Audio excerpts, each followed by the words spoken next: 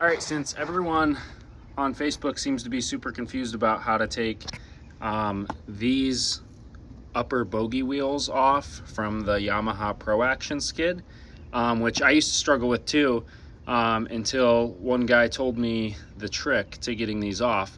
And you can see I already have that one off, but basically the trick to getting these upper ones off is there's a snap ring. You take the snap ring off and you take the wheel off of the bearing first and then pull the bearing off the shaft. So these bearings are press fit onto this upper shaft here. So this is what they look like when you take this little cap off. Some people say use like an air hammer on one side of it.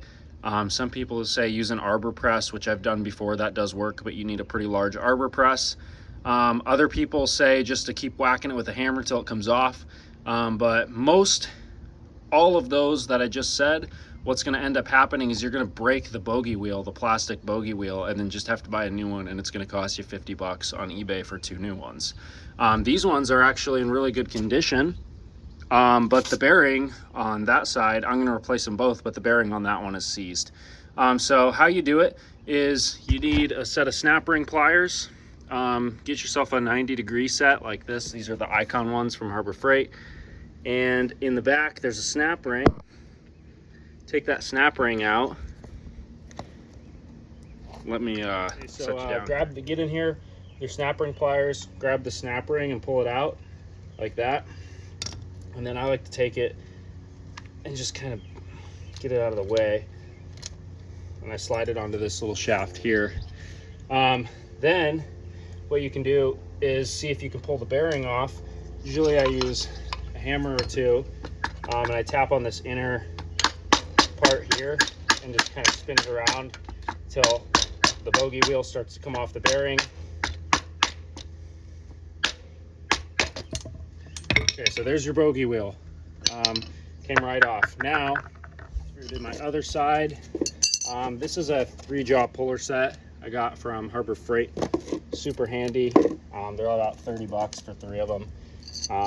And I use them all the time. So then you should be able to, it's gonna be on there pretty good since they're press fit. But you should be able to use this puller and pull that bearing off. You can see it's moving just like that. And there's your bearing. So since they're press fit, it's thinner right here, the shaft, but as soon as you get to about here, the shaft starts to get thicker, and that's where these need pressed on. I'm gonna put new bearings on. You can see this one is totally seized. I can't even spin it. When I go to put the new bearings on, I'm gonna take this shaft out. Sorry, I know you can't see that. You'll remove this entire shaft.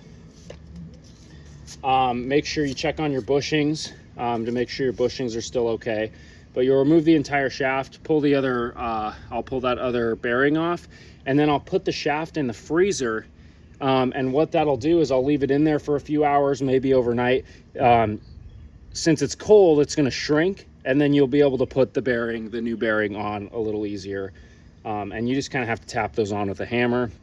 Sometimes I put a little anti-seize on there too, and that kind of helps too. So anyways, I hope that video helps.